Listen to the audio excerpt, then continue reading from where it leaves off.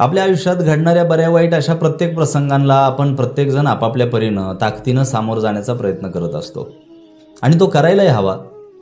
पण अनेक अशा शक्ती, तुमच्या सभोवतालच्या प्रवृत्ती तुम्ही त्यात यशस्वी होऊ नये म्हणून तुम्हाला विचलित करण्याच्या प्रक्रियेत असतात.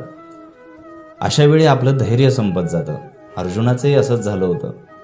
तेव्हा कृष्णाने त्याला काय सांगितलं? मय्येव मनाधत्स्व मयी बुद्धिम निवेशय निवसिष्यसि मय्येव अत ऊर्ध्वम न संशयः.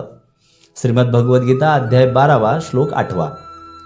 तू माझ्या ठिकाणी तुझं मन स्थिर कर, तुझी बुद्धी सुद्धा माझ्या ठिकाणी आणून ठेव, अशाने तू अभेद होशील, माझ्या स्वरूपाला प्राप्त होशील, यात संशय नाही, असं भगवान श्रीकृष्णांनी सांगितलं. जेव्हा सर्वजण तुमच्या हरण्याची वाट पाहत असतात ना, तेव्हा तुमचा परमेश्वर तुम्हाला विजय खेचून आणण्यासाठी प्रोत्साहन देत असतो. आणि म्हणून अशा वेळी स्वतःला स्थिर ठेवण्याव्यतिरिक्त दुसरा कुठलाही रामबाण उपाय नसतो.